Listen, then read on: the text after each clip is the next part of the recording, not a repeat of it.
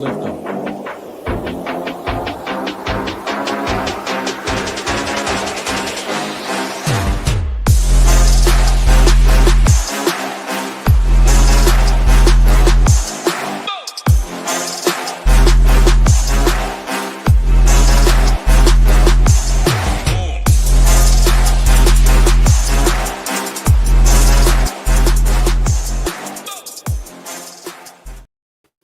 What is going on, SHIPIT Nation?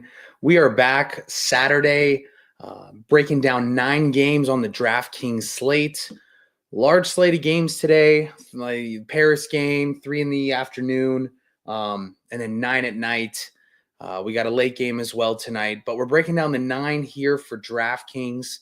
I say it every time we do it. I'm looking to make these videos just a touch shorter. So today, with as many games as we have, I'm going to go game by game. Not necessarily breaking down play-by-plays, but more of my broad game / slate overview, and we can kind of get moving from there. So with 9 games today, we have more than half of the games on the slate in really good over-under totals that we're looking to attack.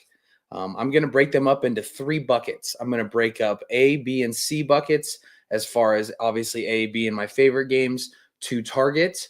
Relative to over-under and salaries we have in the game.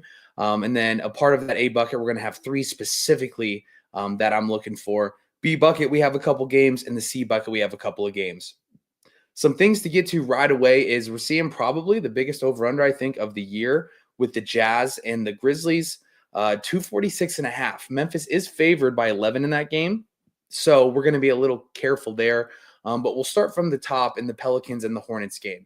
Both of these teams played yesterday, and we have some questionable tags. Really kind of the story of the slate is, as we're breaking down the games this early, about 4.5 hours to lock, early afternoon here, we have a bunch of questionable tags that are going to be important to the slate. So starting here first, obviously Ingram and Herb Jones are out. Murray got the midday questionable tag, which is really interesting. And then for the Hornets side, it looks like Curry's going to play, Bridges is going to play, Martin is going to be out. LaMelo is going to play, and Mark Williams is out. Like I said, we're going to kind of go a little bit shorter in this. This is going to fall into a B bucket game, but kind of on the verge of an A and a B as far as the slate goes. 228 total. New Orleans is favored by 2.5. That spread has come down from 4. So with the midday questionable tag, I'm going to anticipate this game that Murray is out. If Murray's in, you can make a case for him at low ownership. Don't really love the play. But we're going to approach this game as if he's out. We're going to bump CJ McCollum and Trey Murphy. Zion, he's going to get back to his full minutes soon, but 8,800 is a pretty juicy tag to kind of focus on. But Jose Alvarado off the bench at 3,600 is going to get a bump. These were projections and ownerships, 4.5 hours out to the slate. So we're going to see a bump there. Those are going to be my main targets in this. If we're looking to pay up in this game versus a Hornets defense we want to attack in a decent over-under, it's going to be CJ and Trey Murphy, followed by value and Jose Alvarado. Jumping over to the Hornets side, we're going to downgrade Nick Smith Jr. over the last couple of days with LaMelo and Bridges back. Diabate is obviously going to fall in at 3K. Not the best point per minute producer. So I'm going to be a little bit careful there. But at 3K, it's pretty tough to argue where we kind of find ourselves. I think we are actually live here, which I absolutely love. If anybody's here live, wants to throw in a question, throw it in. We are 4.5 hours until the slate starts. But to go back with the injuries that, with the questionable tags that are now probable, LaMelo is going to profile as a top play for me on the slate. Bridges is also too at 7,400. We've seen huge increases to these guys with Brandon Miller off the floor. Obviously, he's out, I believe, for the rest of the season. So we're going to bump up those guys as some of my favorite plays on the slate. Diabate, we're going to be a little bit careful with at under a point per minute producer, but at 3K, it's kind of tough to get away from. As we scroll down here to the Pistons and the Magic game, this is going to be my least favorite game on the slate. Vegas has it at 211. This spread has gone up 0.5 point to the Magic side, 2.5 to 3. We do have some questionable tags here with Goga, Cole Anthony, and Jalen Suggs, all questionable. don't really have a lean on whether or not these guys are all going to play. We'll start there on the Magic side. We have, Banchero at 8,500. He's starting to get some of those minutes back. I think we're still a few games away from getting the additional bump to getting to be able to play him. So I'm going to take a wait and see approach there. Franz obviously back playing low 20s a minutes. He's 8K. Just a little bit too much for me to get to. Like I said, ugly game. Don't love much here. I guess you can get behind some Jalen Suggs here, but I don't love it. He's going to be negative percent owned at 7,700. We know he can shoot the ball. The Pistons side is really interesting as well with Cade Cunningham as I believe the top priced player on the slate at 10-6.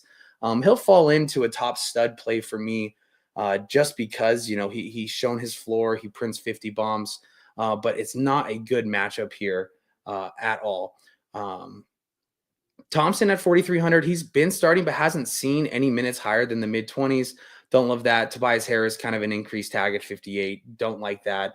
Durant, I guess you can make a case if Goga is out, but 5,700 on such a big slate is going to be tough for me to get to. As we move down here to the Raptors and the Hawks game, this is going to be one of those 3 games that I'm going to throw into the bucket of like my favorite A games. We have ourselves here with a 233.5 total. Atlanta 4-point favorites. Olynyk's going to be out. Abaji obviously out. And then Jalen Johnson, no timetable to return. He'll be out. Capella, Nance Jr. are both probable, as well as Trey did participate in shoot around today. So we're leaning him as probable and going to play. We'll start here with the Raptors side.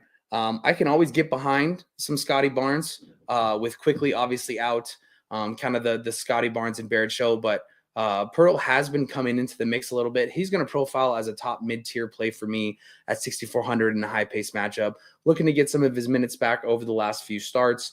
And because of that, I'm going to bump him as my favorite play. Scotty, RJ are going to be okay plays, and then Grady Dick is going to fall into line as one of the top value plays for me at 4,500 in a pace-up spot. Shooting the ball decently, he's shown some upside with steals and playing great defensively. I believe this is a matchup where he can take advantage of this.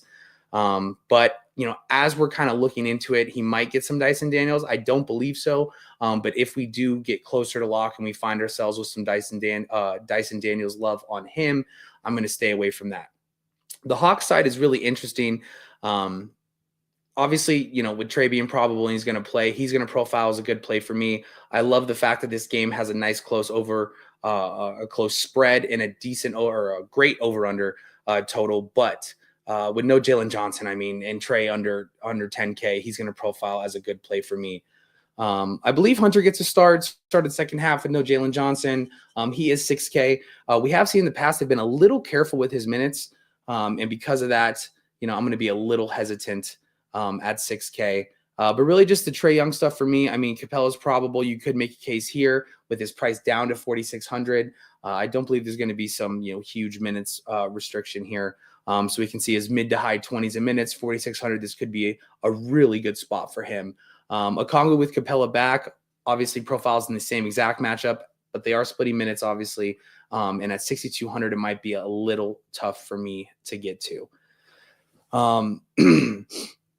I skipped over probably my favorite value play on the slate, and Chris Boucher. With Kelly Olynyk out, we're going to see him not only, as he gets his high teens in minutes and a great fantasy point producer at 3,200, but I believe he's going to get some of those backup center minutes. So we could bump him maybe 3 or 4 minutes extra. And at that case, with a producer, over 1 fantasy point per minute, I believe this is a great spot to attack him. And, obviously not the greatest comparison, but people are going to go Diabate at 3K. I'd much rather go Boucher off the bench at 3,200. We're going to get to Philly and Chicago in a second. Appreciate you guys. Like I said, this is normally like a quick hits pre-recorded video. I made the mistake of, sending us live, but we're going to keep it the way that it is. So, like I said, we will get to the Philly and Chicago stuff. The Rockets Cavs. So this is going to fall in, it has a really good over under total for 2, pretty good defensive teams, at just under 230, total points for the game. 3.5 point spread here for the Cavs versus the Rockets. Obviously the Rockets have been playing well. And, as daily fantasy players, we don't really take into account records and stuff like that. At first glance, you would think, wow, okay, the Cavs are favored by more.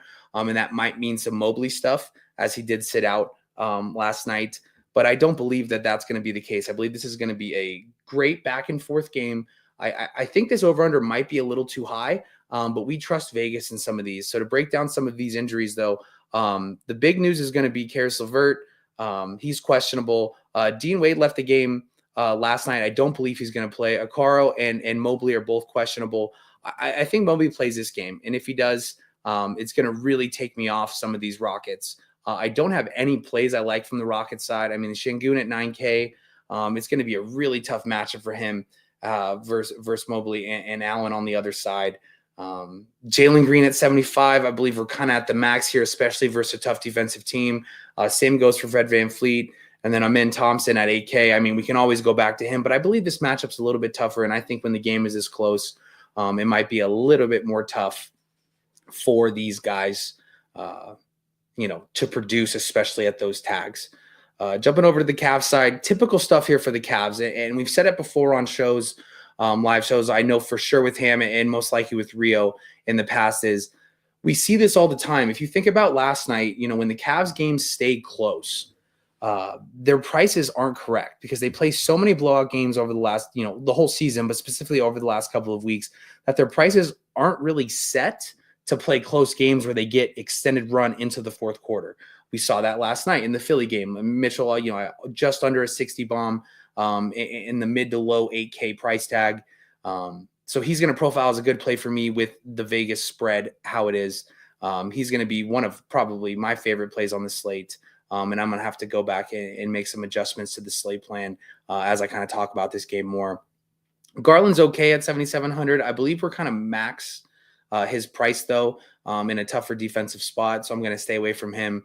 And with Mobley back at 8,500, I believe that, this is going to be a good spot for him. Definitely better than Allen. I want to target Allen more in the low to mid 6Ks where we saw his price kind of dip. But Mobley 8,500 coming off a few days rest. I believe this would be a good spot for him. But this is going to profile as a B game for me. So I'm not necessarily looking to game stack this game. I could definitely get behind that. You play some Mitchell Allen with some maybe, LeVert off of the bench if he does play. Ty Jerome had, probably his best game of the season last night, shooting the ball well. I know for sure he had 7 threes. Maybe he had more than that as the game kind of closes. I turned the game off. But 4,100, that's going to be a pivotal value point for me on the slate. If Caris LeVert is out, bump up to Ty Jerome, and he's probably the first guy off of the bench and shooting the ball well. 4,100 on a slate that we don't have extreme value for. I like that. But if LeVert is back, you're going to have to make your decision between the two, and I believe I'm going to go LeVert over Ty Jerome. But really tough to say here with how well Ty Jerome played last night. But like I said, B game, not really loving the game as a game stack just because it's hard for me to find Rockets that I really like on the other side. As we move down to the Kings and the Knicks here, as we move down to Kings and Knicks, this is going to profile for me as another A game and most likely, my favorite game to kind of get to as far as game stack goes. As we dive into injuries, let me find it here. I'm all a little mumble jumbled. Fox and Hart are both questionable. Don't have Alina to play. Obviously, Robinson is out. But I enjoy stacking Knicks games just because we know where the minutes going to come from the Knicks side. Karl-Anthony Towns at 9,700. Anything sub 10K for Karl-Anthony Towns, I'm willing to load up. He's going to profile as probably my second favorite stud on the slate underneath that 10K price tag. And then from the Kings side, Fox coming in or Fox being questionable, that's going to kind of hinge some stuff. If he's out, Ellis is obviously going to get the start. 3,800, I can get behind some of that. But I believe the real bump, if Fox is out, is obviously going to go to Monk at 7,200. That percentage of ownership is going to shoot way up. Getting down to Sabonis at 9,800. He's also going to be a top stud for me on the slate. A little bit of a tougher matchup, I guess, as far as the team goes, but I believe he could really take advantage of some Karl-Anthony Towns defense. Obviously, both are center. I believe that's a really interesting build on the slate to go, Sabonis and Towns in the same lineup. Obviously, eating up a lot of salary, but I believe both these guys they for sure have 60-point upside. And I believe in this matchup, kind of going back and forth, with a 233.5 total, a nice close spread at 4.5, just over two or just over one possession, two possessions. I believe this game could go back and forth, especially if we're going to find ourselves with Sabonis at 5-6% ownership. So really like that. But not much love other than Monk if Fox is out, and then Sabonis, and then some value for Keon Ellis coming off the bench into the starting lineup if Fox is out. Like I said, this early, away from lock, 4.5 hours, we don't really have a true lean. I'm sure we're going to get some notifications here, maybe in the next few minutes as we're finishing up this recording, or over the next few hours. You can make a case for the other side for some of these mid-tier guys with Bridges, Hart, and OG. Obviously, bump Bridges and OG if Hart was to miss. Those guys will become great plays in the mid-tier. And I believe that also gives a small bump to Brunson. But at 9K, I believe I'd rather go other place. I'd rather find the extra 800, the extra 700 to get to Cat or Sabonis on the other side. Sixers and Bulls. This is going to be, an A game and probably my second favorite game to stack on the slate. If you're in the Discord over this season and been paying attention to stuff that I've talked about, obviously, just like everybody else in the industry, we love stacking Bulls games. And I believe, it's okay to get a handful of these pieces because the games are so fast. The Sixers coming off a huge game last night where they beat the Cavs. They shut the lights out. And I believe, as a team, they had like 6 guys in double digits. Their entire starting 5 had more than 12 going into the fourth quarter. So we're going to want to get pieces in this game. Starting with the Sixers side, let's get some of these injuries out of the way first. I apologize. Drummond is questionable. Martin is questionable. And then from the Bulls side, Kobe White's out, and then Ayo is questionable. Don't really have a lean. I mean, Drummond at 5,100. If he was to play this game, obviously get a bump at a point per minute, essentially fantasy producer. He'll be in play. He will make probably the value report on the slate plan that we're going to finish up here over the next few hours. But don't necessarily love it. Especially with, some of these centers that we've talked about. We're going to get to AD later. But with Sabonis and Towns, I don't want to necessarily get to the mid-tier builds and throw him in center. Maxi's probably going to be my favorite play in this game. He shot the ball really well last night, had high assist numbers. I believe he had 8, maybe flirted with the double-double and got a few extra late after I turned the game off.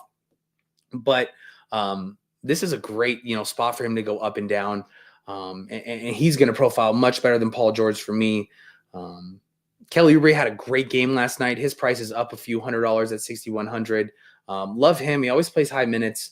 And then in this style of game, has the opportunity for steals and blocks. So I really like him. If Drummond was to miss, the Yabu stuff at 5,500, he's been great. He plays great defense, really active. Last night when you're watching the game, he was just away from like 3 or 4 extra steals off of great deflections. So if Drummond is out, I'm going to lock and load some Yabu in a good spot. Jumping over to the Bulls side with the Kobe White stuff, Josh Giddey's been getting some extended run, but kind of come down. 7K, I believe this is a spot where we can kind of go back to him. His minutes have increased since he's been out. So I really like him at 7K. Same goes for Vooch at 81. This is going to be more like if Drummond plays, I'm going to bump him even more. I believe he could definitely take advantage of the Drummond stuff. I think the Yabu defense is going to be a little bit tougher because he's more, accustomed to guarding the 3-point line in the extended perimeter. And if that's the case, Vooch has a slight downgrade, but I love him at 81. They're kind of showcasing him, seeing if we could find a different spot for him, for the end of the season before the trade deadline. And I believe we're really close to a big time game here from Vooch. Some of the secondary plays here, Lonzo Ball at 4,500, I'm kind of off that train now. The Zach LaVine stuff at 82, especially like this would kind of fall into a propelled to play. If you believe Giddey isn't going to get, some of these minutes that he's seen in the 30s and kind of reverts back to his high 20s, somebody has to shoot the ball.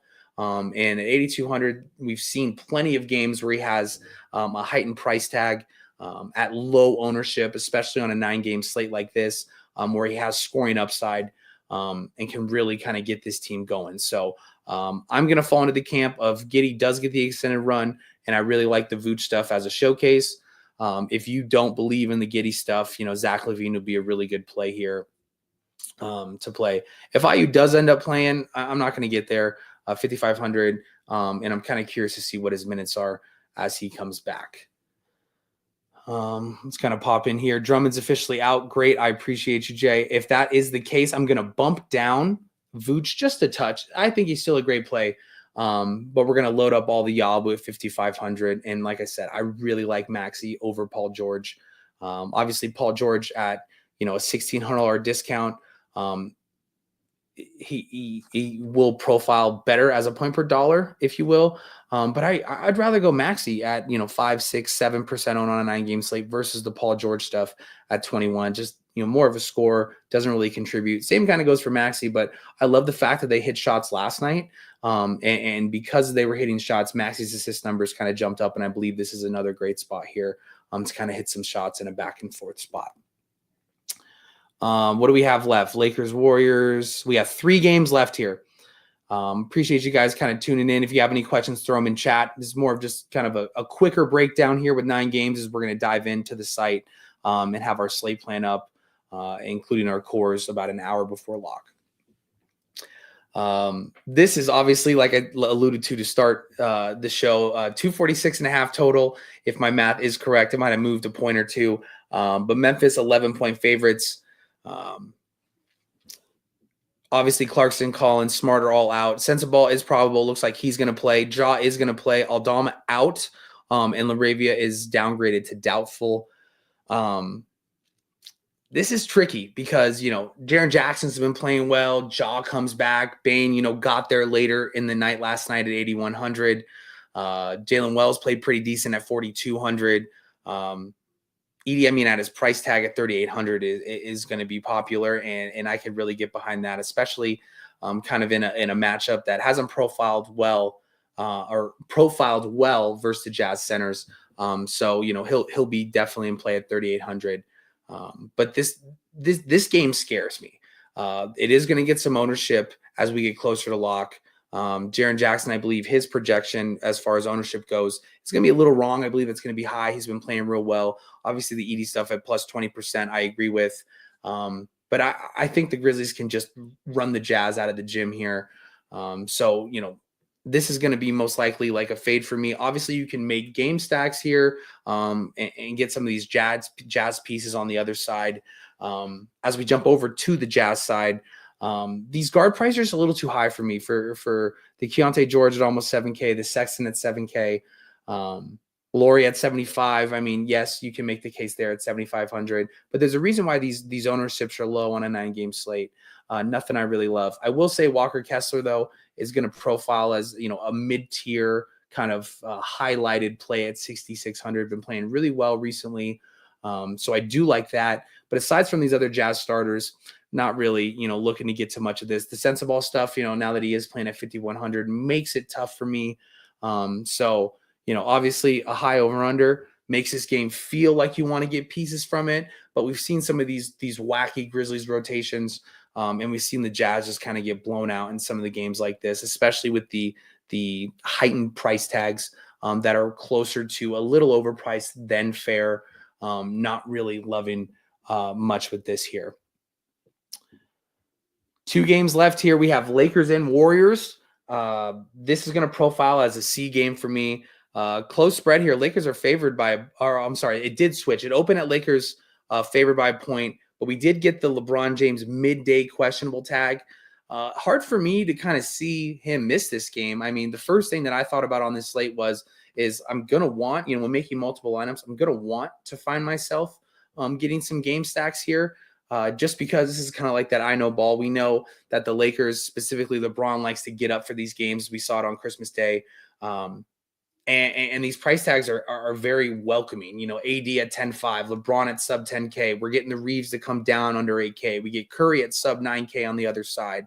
But it's different. So as of right now, if the game was to start, I'm still going to get game stacks. But obviously, big hinging news here for the LeBron midday questionable tag. If he's out, obviously, everybody will propel to AD in a great spot. But even if LeBron plays, AD at 10.5 is probably going to be my favorite play on the slate. Trace Jackson Davis, not very good at defense. If you watch some of these games, he only got, I believe it was 10 minutes last time out. So unfortunately, I don't think we're going to see much of him, but I think AD can kind of take advantage of this matchup and force the Warriors to have a center out there. Some other injuries I missed out. Obviously, Draymond's out. AD does have a probable tag, but he's going to play, especially if LeBron misses. And then Wiggins is probable. I just like the idea here at decently low ownership on a 9-game slate to kind of get Anthony Davis on one side, maybe mix in a Reeves piece or a Christie piece or even a Rui piece, heightened if LeBron is out, and kind of running back Curry at sub 9K. Really like that. The Wiggins stuff with Curry back in, no Draymond. 6,300 is going to be a little bit tougher for me, especially if he does get to the double-digit ownership. Don't hate it as a play, but 6,300 is interesting on a 9-game slate. But like I said, one more time, game stacks. The AD stuff with the Lakers piece and the Curry with the Warriors piece is really intriguing to me on a highlighted Saturday night game. We're rounding it out here with Wizards and Suns. This game barely made my A bucket, if you will. It's just the Suns are favored by 14. We are going to find ourselves in a spot, though, that we're going to be very intrigued by some of these price tags. What is it? A 232 total. Suns 14-point favorites. I'm interested in some of these Wizards on one side. I mean, Poole at 6,700. His price is coming down. We know what his upside is, and I think this is a pretty decent spot for him. So he will be highlighted as a mid-tier play for me. The Bub Carrington stuff at 4K, it's just continually a very gross play. His price won't increase, but he does get the minutes. He's been playing well over the last few. And I mean, if you get his, 30, 29, 32 minutes here, regardless of a blowout, 4K with not a ton of value, specifically in the guard spot, pretty intriguing for me. You can make cases for Kyle Kuzma and Sarr, but those are going to be more secondary plays that I would be playing in game stacks and hoping that this game did stay close. You can't get behind some of the Valanciunas stuff now that he's sub 5K. But, it's kind of one of those plays where it's like it feels gross. He has the upside. He can produce fantasy points very quickly. But in this blowout, I mean, he might be one of the guys to come off of the floor a little bit earlier at his age. But Poole and Bub Carrington are going to profile as A plays for me in this game, followed by Kuz and Sarr. And then jumping over to the Sun side, yes, you can definitely make a case for Kevin Durant. Yes, you can definitely make a case for Nick Richards. But my favorite play, I think, is going to be down on the value side, 4,400 for Tyus Jones. If this game stays close and he gets his full allotment of minutes, I like it more with him on the floor with Booker and Durant. We see this, over the course of the season. When Booker's out, he gets propelled as a higher play. When Durant's out, he gets propelled as a higher play. But I like them on the floor with him. He gets like the third or the fourth defender every single time. This matchup is a little different, obviously, with the Wizards because, they don't play great defense. But 4,400 for a guy that, has shown us in the past that he can double-double. That's going to be more of a value play, just kind of finding value on this slate that is very tough. KD at 9.3. If this game stays close, he can absolutely smash. If this game stays close, Devin Booker at 9K can absolutely smash. No Beal stuff off the bench for me at 6K. He is probable tonight. But that's kind of where we stand. If this game stays close, stack up multiple pieces, the Poole and the Bub coming back with maybe a Tyus Jones and or Booker and Durant. Same kind of goes. You can go like some Tyus Jones and some Nick Richards on one side and get Poole and Carrington and leave yourself for some studs coming out. But Nick Richards will fall into the bucket for me of like, why am I going to eat up a center spot with a guy in the mid 5Ks when I like a lot of these other centers? They're in a great spot. Once again, we found ourselves in a position where I said I was going to keep this a little bit shorter. We're going to be right around the 30-minute mark. My mistake for going live, but I appreciate you guys that tuned in. We are running, let me pop this up on the screen for you. We are still running the Ship 50, $50 off your first month with all access to the site, including Shiptimizer. This is just a great deal if you find yourselves in the YouTube streets and you're finding this video and you are not a part of the community at SHIPIT Nation. You're missing out. Utilize the value code to get in for, a great code. I don't know very many other places doing 50% off your first month for full access. We're in the swing of golf. I mean, I talk about this a lot. I am not a golf guy. I love to golf and I love to sweat it. But as far as making lineups and having my own process on the side, I am not very good at it. But, as this PGA season started, I just trust the info on the side. I trust the PGA team and absolutely smashing. Won a few tickets to an NHL contest. I believe that's on Tuesday. I can't wait to go through Nade's stuff, the times that I have played NHL. Like I said, I couldn't name you 2 hockey players or even any of the teams, but just reading his article, going through the core report, taking a look at the stone has made me, on the few slates that I have played this year for NHL, a profitable player, as well as UFC and NFL's finishing up. So take advantage of that. Once again, guys, we're going to dive over and knock out the slate plan and have those cores up for you on this 9-game slate. I appreciate you guys all that tuned in. This will be back on playback. Throw a thumbs up, throw in a comment. Let me know if something we can do next time to fix it. But we utilize this time on Saturday mornings to do kind of a quicker breakdown, not diving super deep into the games, so we can be ready. But good luck, everybody, in your contest. Appreciate you guys tuning in live, and let's ship it.